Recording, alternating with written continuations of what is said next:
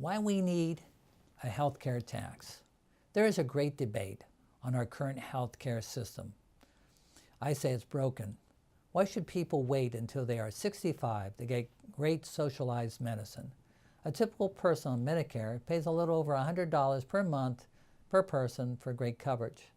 Under this plan, the government pays 80% of the doctor or hospital bill, and the individual is responsible for the rest. For a very low premium, a person can buy a supplemental plan to cover most of the shortfall. I do not see very many United States citizens complaining about how this works. It's been around for over 40 years. I was surprised when the Affordable Care Act was passed. This was a health care bill to help cover the poor. Unfortunately, it is too complicated and is not sustainable. Also, it discriminates against the non-poor who would like to pay a better price for health care. I've prepared a great number of tax returns. Some of my clients are poor, and some are rich, and some are in between. Over the past 2 years, I have seen the average cost of health care coming off of the tax returns now, with the premiums increasing by 10 to 20%. In short, some of my clients are paying up to 40% more for health care coverage than they were just 2 years ago. In addition, for those on Obamacare, many have seen their relatively small premiums increase by over 50%. Some of the insurers have actually left the marketplace for providing health care insurance under the Affordable Care Act. So where is this going? Even if the government kept the programs the way they are, eventually these plans would fail. Also, the increasing premiums across the board for both poor and wealthy seem unfair.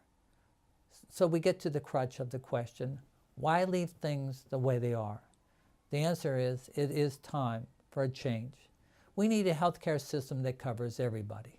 We need a system that we can control the rapidly rising costs of medical procedures. Currently, we are spending 2 to 3 times more than most countries for the same medical procedures. We pay more than double for prescriptions. Why is this?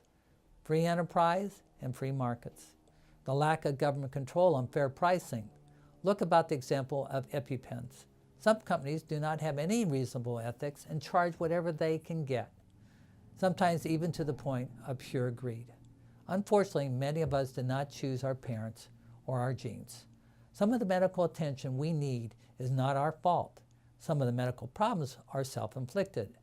I understand that there can be no free lunch, but when the pricing for medical insurance should be universally set in a sense of fairness for both the consumer and the provider. At least Medicare tries to place some limits on pricing. However, for people not on Medicare, anything goes. Now they get to the point. If we had a 3% medical health care tax on W-2 wages and also on earned income, with matching from the employer, we could get away from the current system. It would work similar to Medicare, with individuals getting a supplemental insurance plan to pay the 20% not covered by the government. First, everyone would be covered that has W-2 wages or earned income. Second, as a group, the government could negotiate to get fair pricing on services and prescriptions. Third, the government could set up programs to help United States citizens to get healthy. The government could offer rebates to those individuals who exercise and eat healthy. Fourth, the government could make recommendations to the food industries to make more healthy meals and foods. Fifth, Medicaid could be expanded to cover those individuals who do not have earned income and are in need. Some people argue that free enterprise system is working. I would not agree with this. United States is ranked 37th in the world for health care, but we are ranked number 1 on what we pay. It might be a good argument if we spent more money and were ranked first for health care, but this is unfortunately not the case. Special interest groups and the self-preservation of the status quo have led us to believe we have the best health care system in the world. The facts say otherwise. I would recommend all Americans to do the research, and you will find out the truth. We in the United States need to change our medical system into a better one. If we are going to spend the most, then our healthcare system should be number 1. Now is the time for us to ask Congress to provide us with a fair and better healthcare system.